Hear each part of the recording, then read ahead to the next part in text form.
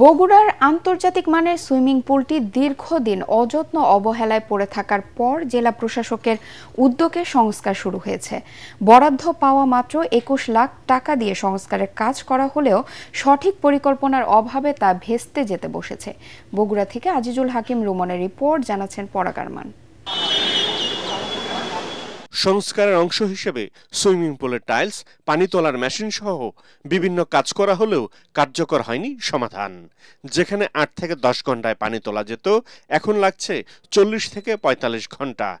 এতে যেমন সময় নষ্ট হচ্ছে, তেমনি বেড়ে গেছে বিদ্যুতের ব্যয়ও।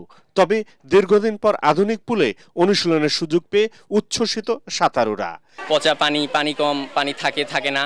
এক্ষেত্রে অন্যান্য জেলার প্লেয়াররা তারা সুইমিং পুলে প্র্যাকটিস করে আমাদের থেকে অনেক আগায় থাকতো। সুইমিং পুলে সাঁতার কেটে আরো ভালো করতে পারবো বা ভবিষ্যতে আরো দূরে যাইতে পারবো। এই পাম্পটা চেঞ্জ করতে হবে অথবা আপনার নতুন করে একটা পাম্প বসানো লাগবে।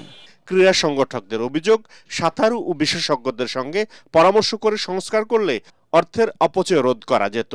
এই পানিটা যদি এই মেশিনে যদি 3 দিন সময় লেগে যায়, 4 দিনে কি করবে? এর মধ্যে ধোঁয়া মোছা আছে, পরিষ্কার পরিচ্ছন্ন আছে, সবকিছু আছে, তাহলে এই সুইমিং পুলটা চালাবে কিভাবে? গভীর নলকূপ যেটা বলে, এইটাকে বসানো উচিত। ভারী পাইপ দিয়ে যদি পানি এখানে না তোলা হয় তাহলে কিন্তু সুইমিং পুলে পানি উঠবে না।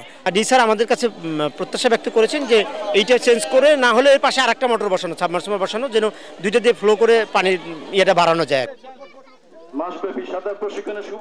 গত 15 জুলাই এটিএন বাংলায় সংবাদ প্রচারের পর দ্রুত সংস্কার কাজ শেষ করে সুইমিং পুলটির উদ্বোধন করেন জেলা প্রশাসক। আগামীতে আরও সংস্কারের জন্য সরকারের কাছে অর্থ চাওয়া হবে বলে জানান এই কর্মকর্তা।